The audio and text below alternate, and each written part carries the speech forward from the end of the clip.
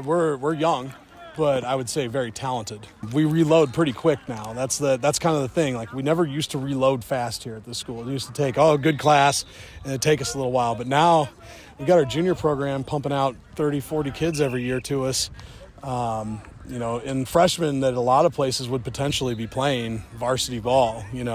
We've got one up with us right now, O-lineman named Devin Walker, who he looks the part. So, and then we've got a lot of guys that have been blocked by that class that just graduated that now are getting a chance to finally play, and show what they've got. And so their energy and leadership's been infectious all summer, so it's been great. We return a pretty salty O-line. The guys that are bought into playing O-line and being the dudes in the trenches. We've got a lot of experience returning there. 3-year starter, Max Baumgartner.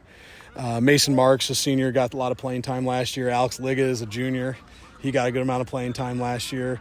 And then we've got a junior who was blocked again, named Connor Hatton, who looks pretty good. And I already mentioned Devin, who's shown that he can play varsity ball already at 14. You're mixing in two quarterbacks here who look pretty similar to each other in terms of quality. Like, who are they and what can they bring? So we've got Chase Behringer, who's a sophomore, very talented kid. He's working on seeing the game faster, and he's all at the highest level he played last year was freshman ball, maybe a little JV.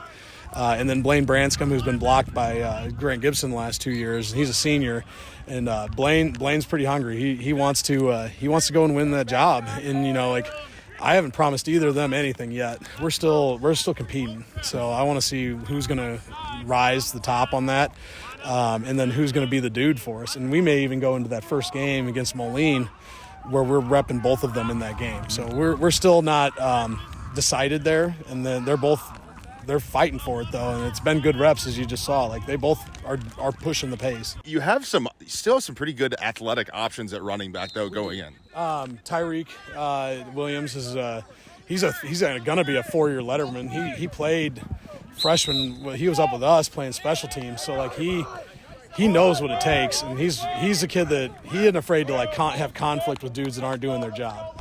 And he holds everyone to a high standard. He's one of our leaders out here, and he's now got his chance to go and shine.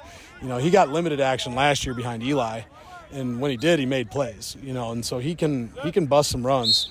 And then Kendall Young, who's a sophomore, he's a little undersized, but he runs like he's a 200-pound kid. So he's another one that's pretty promising. And then Chase Martin, big athletic guy you can use kind of on both sides of the field for you.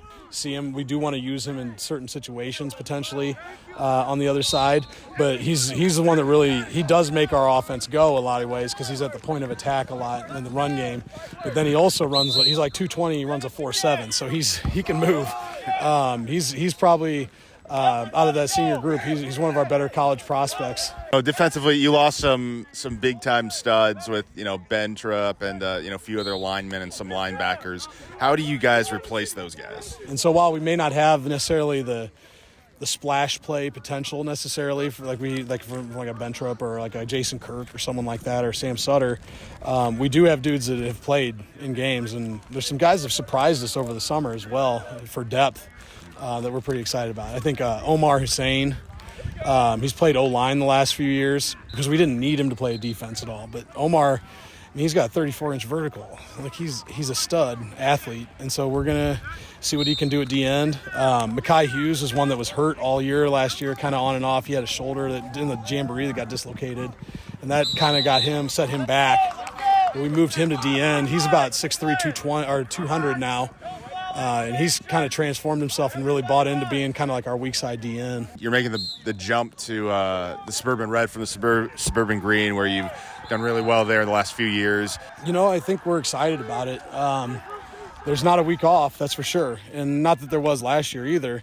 But we're excited about seeing these bigger schools and testing our mettle a little bit before we get to the playoffs.